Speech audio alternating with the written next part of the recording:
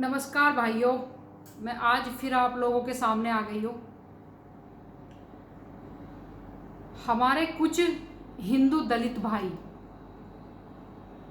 ये बोलते हैं कि बहन जी, हिंदू धर्म में जातिवाद, ऊंच नीच बहुत अधिक है। तो ऐसा नहीं है। ये जो ऊंच नीच और जातिवाद है, ये सभी धर्मों में विद्यमान है। और भारत में ये जो जाति व्यवस्था और ऊंच नीच, इसको ज़्यादा बढ़ावा तब मिला जब बाहरी विदेशियों ने भारत पर आक्रमण किया और यही वर्ण व्यवस्था जाति व्यवस्था में बदल गई। और जाति व्यवस्था में भी दो भाग बन गए, एक अगड़ी जाति, एक पिछड़ी जाति, एक अमीर और एक गरीब, एक धनवान, एक निर्धन। दो व्यवस्था में ये परिवर्तित हो गई।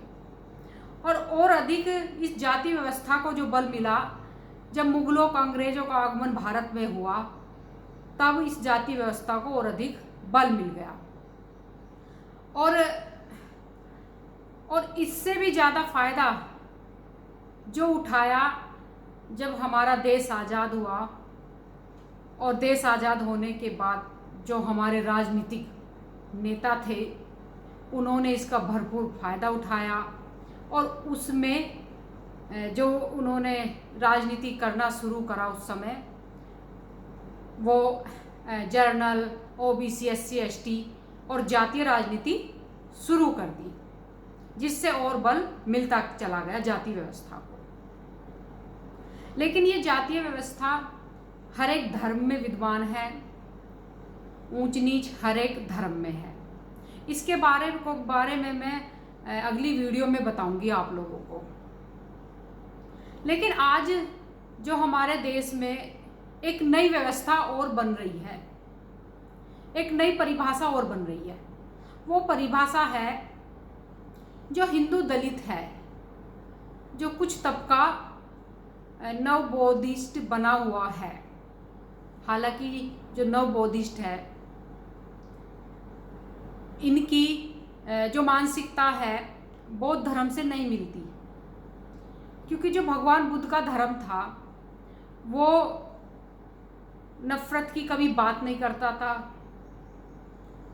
और उसमें हमेशा अहिंसा की बात और प्रेम का संदेश ही उसमें मिलता है। लेकिन जो आज का जो हमारा हिंदू दलित में से कुछ चंद समुदाय, मतलब कुछ लोग जो बौद्ध बने हुए हैं, उन लोगों को हिंदुओं के सामने खड़ा किया जा रहा है। ऐसी एक रणनीति, एक षड्यंत्रकारी नीति हमारे देश में चल रही है, ताकि एक भाई अगर पिट रहा हो, मर रहा हो, तो दूसरा भाई उसका बचाव ना करे। पहले क्या था, अगर एक भाई मर रहा है, पिट रहा है, तो दूसरा भाई पहले बचाव करता था।